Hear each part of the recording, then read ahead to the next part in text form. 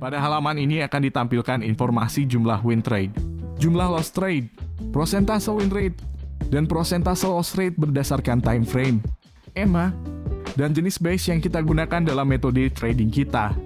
Jurnal trading adalah alat untuk mencatat transaksi trading dan membantu kita untuk mengevaluasi dan meningkatkan strategi. Jurnal trading juga bisa membantu kita untuk memantau perkembangan kinerja akun trading, memperlihatkan tren positif dan negatif dalam aktivitas trading, dan membantu dalam pengambilan keputusan trading yang lebih baik di masa depan.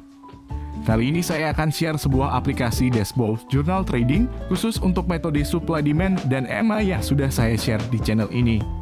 Dalam aplikasi jurnal trading ini, kita dapat mencatat setup trading yang kita buat setelah analisa, dan melakukan evaluasi strategi yang kita terapkan.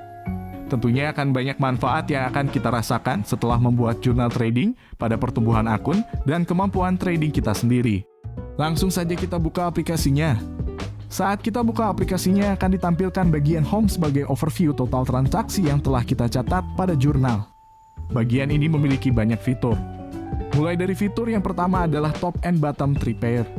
Fitur ini akan memberikan kita informasi 3 pair teratas dan 3 pair terbawah dari hasil trading yang sudah kita catat pada jurnal. Kemudian ada fitur total R dan total trade, yang akan memberikan informasi total reward dan total transaksi yang sudah kita catat. Selanjutnya pada bagian overall trading statistik memberikan informasi win rate pada setiap risk reward yang kita terapkan pada strategi trading. Di sini sudah disetting dengan 3 sistem risk reward, yaitu 1,5 banding 1, 2 banding 1, dan 3 banding 1. Kita juga dapat merubah risk reward sesuai kebutuhan yang akan saya jelaskan di akhir video. Pada setiap risk reward ratio, kita akan mengetahui jumlah win trade dan loss trade, serta mengetahui prosentase win rate dan loss rate pada semua transaksi yang sudah kita catat pada jurnal. Selanjutnya pada bagian bawah akan ditampilkan grafik pertumbuhan akun setiap bulannya berdasarkan reward yang diperoleh. Pada bagian kanan terdapat menu untuk berpindah halaman report dimulai dari Home Monthly Report, Win Rate Report, dan Trade Log. Di bawah menu terdapat pilihan filter, di mana kita dapat memilih untuk menampilkan data berdasarkan tahun yang diinginkan yang telah dicatat pada jurnal. Data tahun di sini akan tergantung pada jumlah tahun yang telah kita catat pada jurnal. Kemudian kita lanjutkan ke menu Monthly Report. Pada halaman ini kita akan disajikan data laporan bulanan berdasarkan filter yang kita tentukan. Dimulai dari bagian kiri ditampilkan grafik reward trade per tanggal transaksi yang pernah dilakukan. Kemudian di bagian bawah terdapat grafik jumlah trade per tanggal transaksi yang pernah dilakukan. Terdapat juga fitur total R yang menunjukkan total reward sesuai dengan filter yang kita tetapkan. Kemudian pada bagian filter, kita dapat memfilter data sesuai time frame yang kita gunakan. Dengan catatan aplikasi ini maksimal hanya bisa digunakan 2 time frame saja. Selebihnya silakan buat di aplikasi baru.